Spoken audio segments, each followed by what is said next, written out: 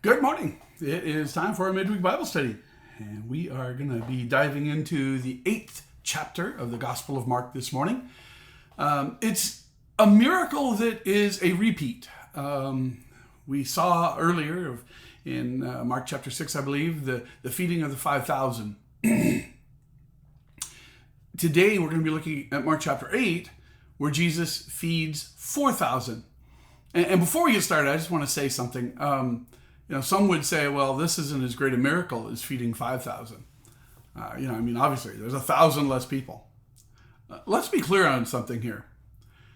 If you sit down to feed 4,000 or you sit down to feed 5,000, and all you have is a few loaves and a few dried fishes to feed them with, and you wind up feeding them to satisfaction, I don't care if it's 4,000 people or 5,000 people, that's a huge thing. That is a miracle beyond description.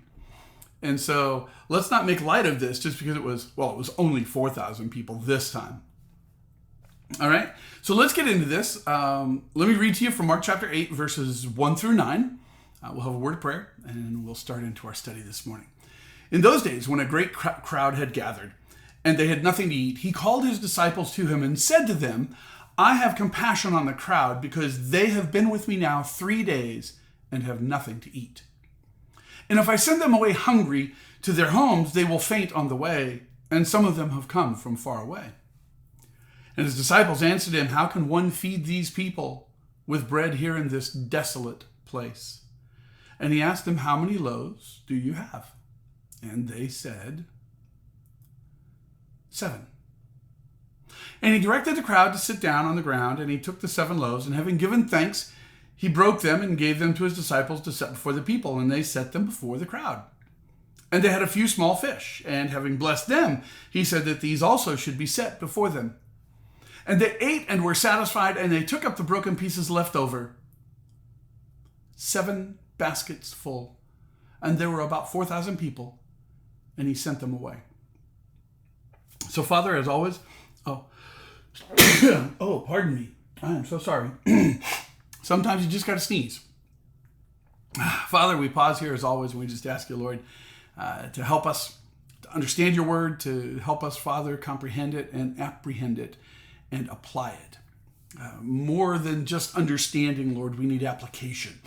So help us today, Father, to do just that. We ask in Jesus' name. Amen. All right.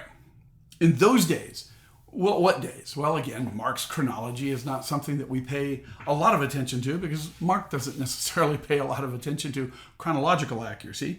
But perhaps, and probably in the flow of the account here, Mark is referring to the days when Jesus and his disciples had left from the region of Tyre and Sidon and had come down into the region of the Decapolis. If so, this is probably right after the healing of the deaf man that we saw in Mark chapter 7. And if that's true, obviously, then word had certainly spread. And Jesus was already known. We know that. He was already known in the region. And so now to come back into this region and to have such a powerful miracle of the healing of the deaf man, the crowd was going to gather. And so, as it says, in those days when, again, a great crowd had gathered. And we find out, obviously, down in verse 4, that it is a desolate place. It is away from the cities. It's away from the farmlands. This is out in some rugged, desolate territory where there is no infrastructure to support these people. And Jesus makes it clear. The crowd has been following him for 3 days. So whatever they may have brought with them, a day or two worth of food, is probably gone. And so the crowd is hungry. They're in need. And it says, Jesus says, I have compassion on the crowd. Jesus knew that some had journeyed far to be there, and they had nothing left with them. A return journey without food would be extremely challenging, harsh. It might even prevent some from reaching home safely. He says they'll faint. And so the crowd is in a desperate situation. Jesus and his disciples, not so much. They have 7 loaves of bread among them, which if it's just Jesus and the 12, that's enough probably to feed them for a day. So they've got at least a day's worth of food with them. But regardless of that, the crowd is who Jesus is concerned about. And he says, these, we need to take care of these.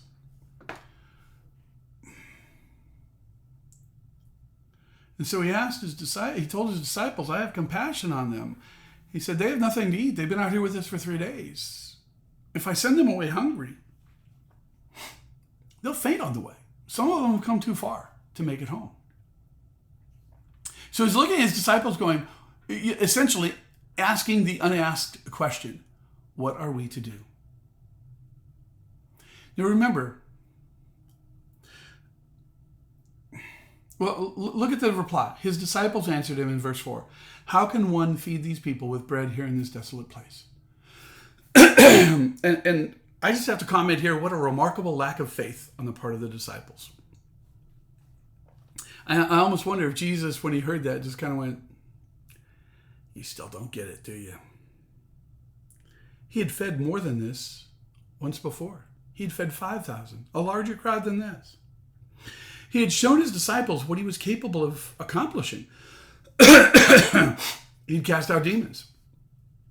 In some cases, demons that they had no hope of casting out on their own because of their own lack of faith. He had healed the sick.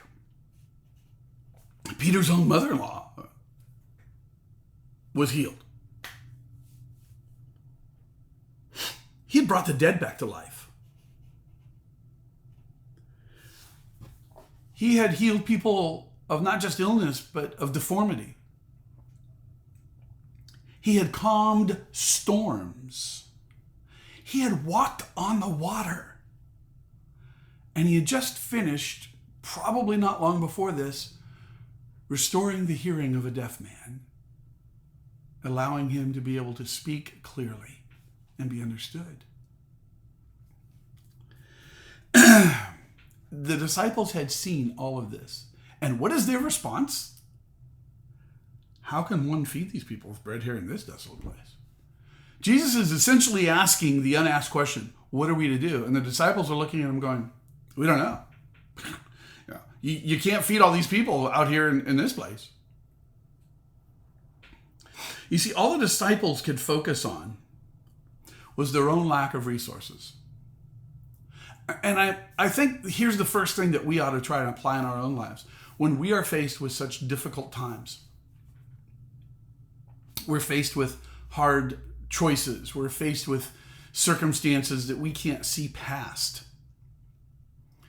we tend to focus on our lack of resources. We don't have enough of this, and we don't have enough of that, and we don't have the right talents, and we don't have the right skills, and we just don't have enough bodies, and we don't have this, and we don't have that. When instead what we ought to be doing is looking at Jesus and going, we have lack of nothing because we have you. And that's what Jesus, I think, was trying to get the disciples to do, was to look at them. He was trying to get them to look at him and say, Lord, we can't, but you can. And instead, all the disciples said was, we can't. How can one feed all of these in such a desolate place? There's no resources here. We don't have enough resources. The situation's hopeless. As I said, I have to wonder if Jesus didn't just stand there when they answered him and go, kind of roll his eyes, shake his head. How long will I have to deal with you faithless men? When will you learn who I am? Unfortunately, the answer is not yet. And so Jesus does what Jesus does, verses 5 through 8. And he asked them, how many loaves do you have? And they said to him, 7. Now, much can be made of the number 7. There are those who like to study numbers in the Bible, and 7 is a number within Jewish mysticism that represents the completeness of God.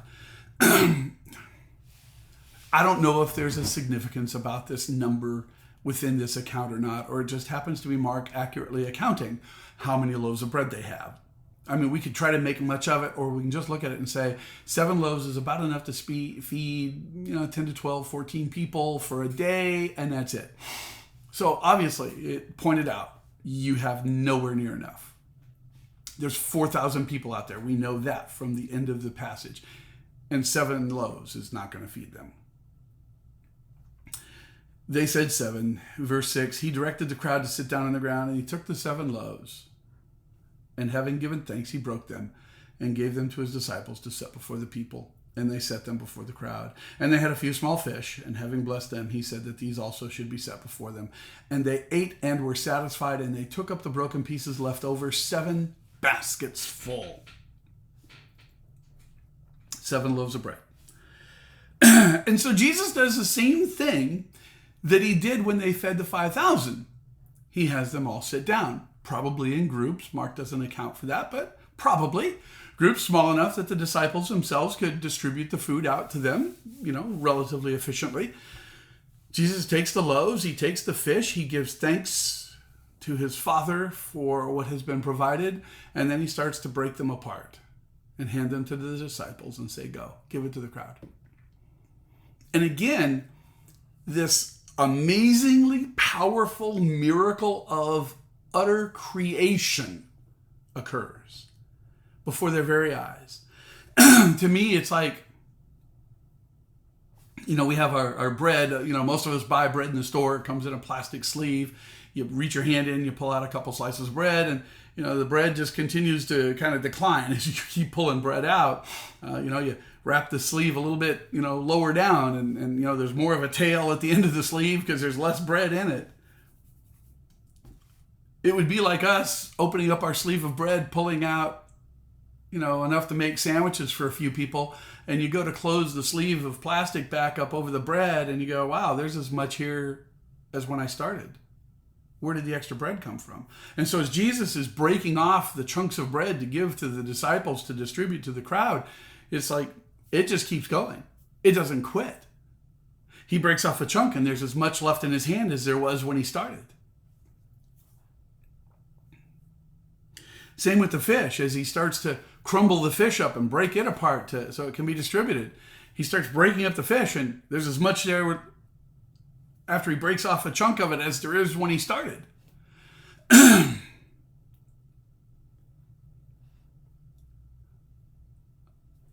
I can't explain this any other way but just to say this is absolutely mind-blowing how this could happen. Now, I know there are those out there that say, well, there was more than 7 loaves of bread. The people out there, the crowd of 4,000, they just all started sharing what they all had. The 7 loaves is only what the disciples had. But that does an injustice to the scripture here. It does an injustice to Mark's account. Jesus said, they have been with me now 3 days and have nothing to eat. So if you want to say that the crowd had food that Jesus was unaware of, then either Jesus was unaware, which means, well, he wasn't really God, because that can't be, or Jesus was lying, which, okay, then he's not God either. Take the account at face value. The account says the people had nothing to eat. The only people out there that had any food were Jesus and his disciples, and they didn't have enough.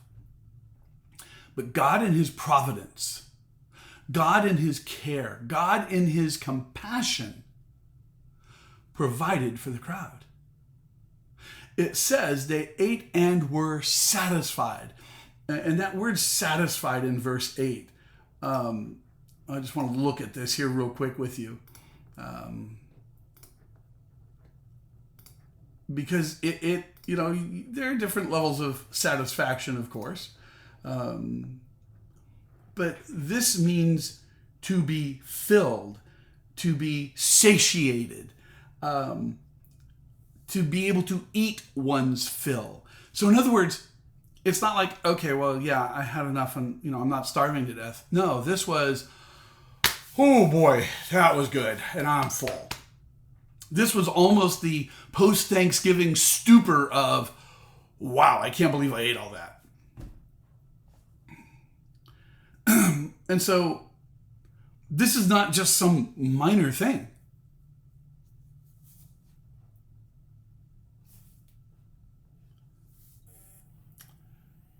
This is huge.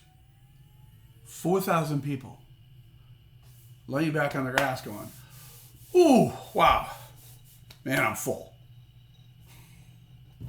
And verse 9 then gives the final accounting, and there were about 4,000 people, and he sent them away.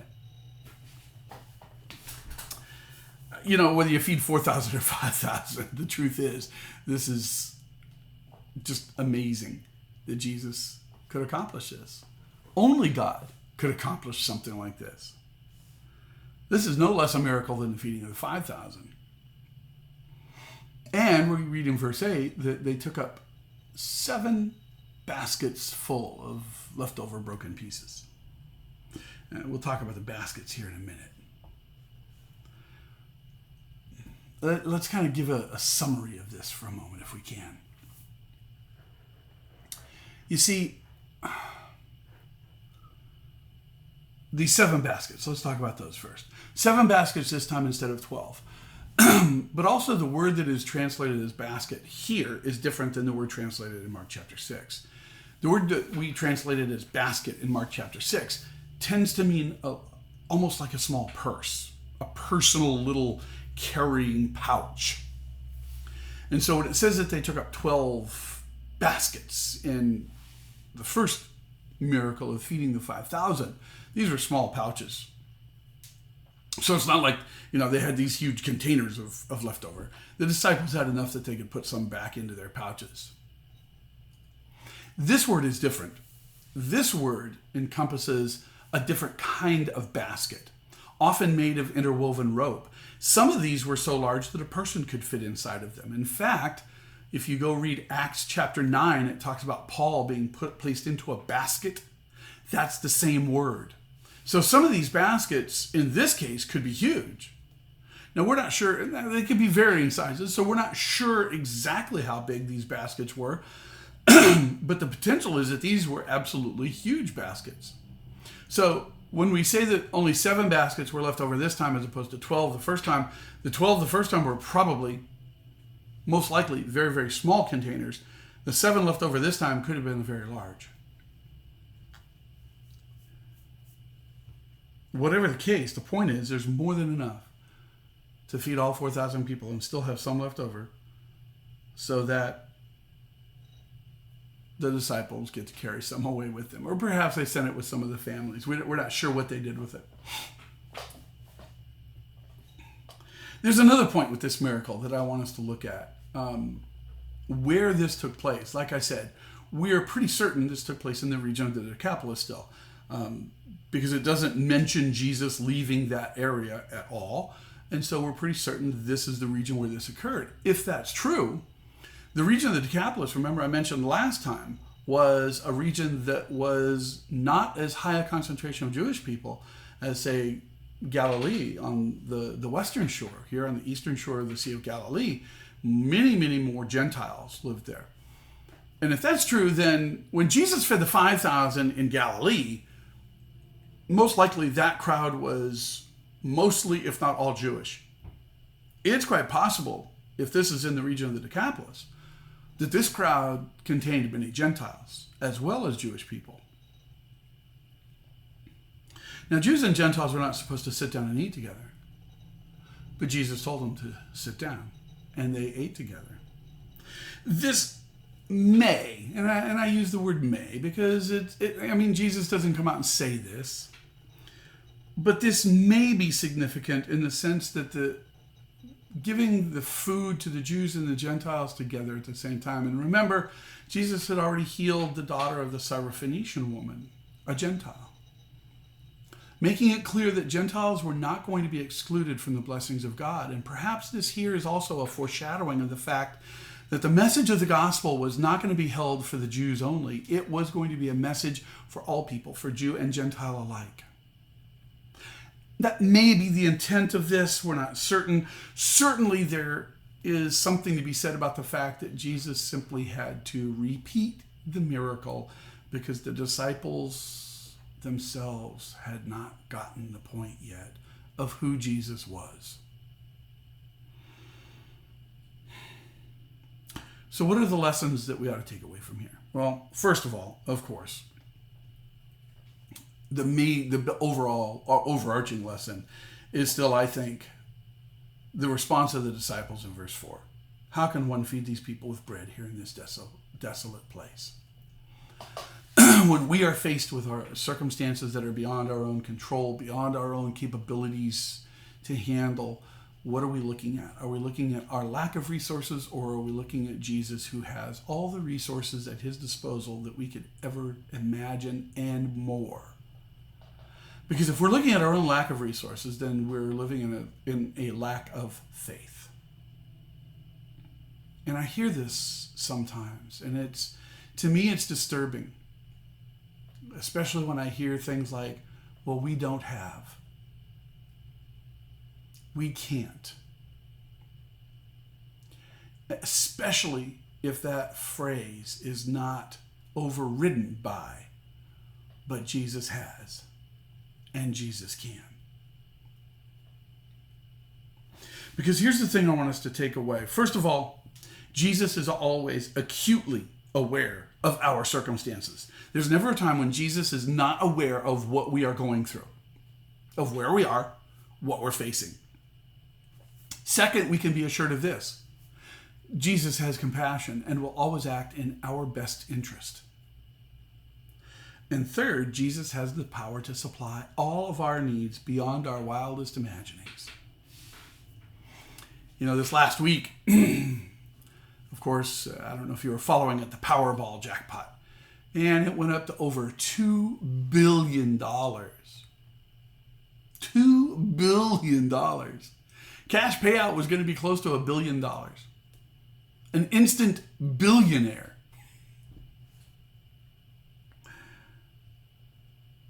And I kind of laugh because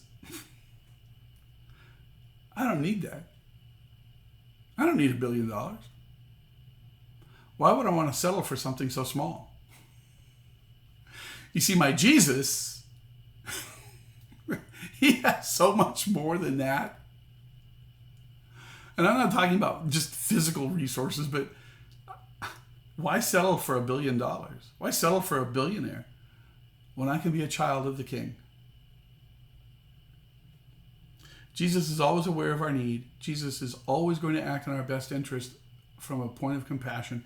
And Jesus has the power to supply all of our needs far beyond our wildest imaginings. So that's one lesson that we can take from that. Don't look at your own lack. Rather, look at Jesus' ability to supply. There are also several lessons that we can take concerning us. And the first is,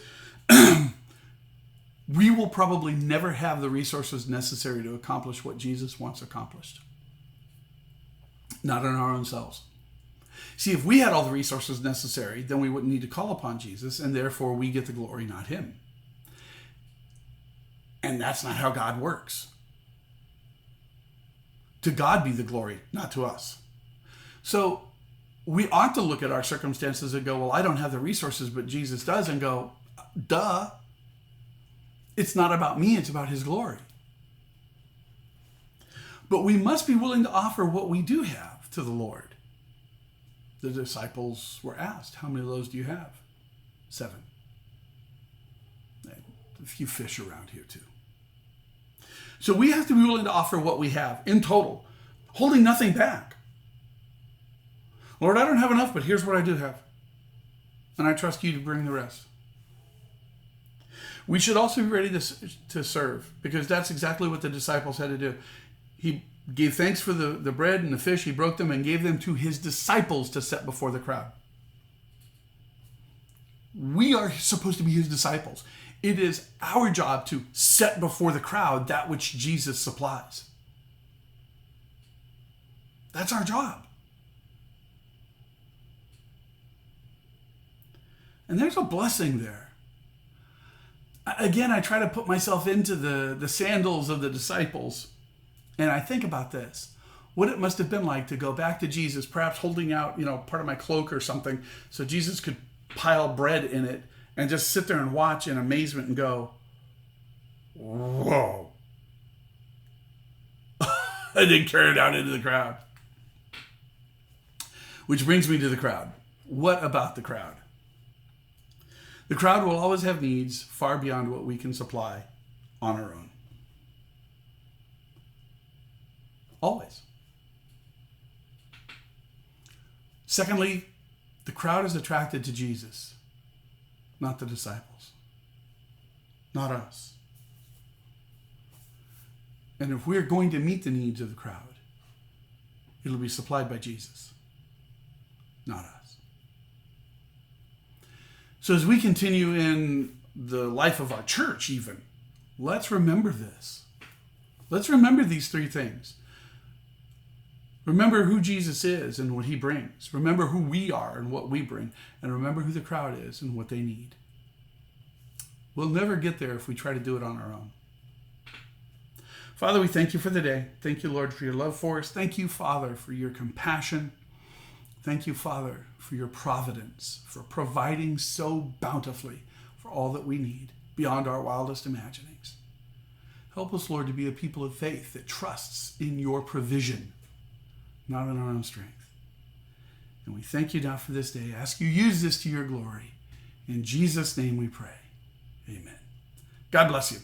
Hope to see you next week.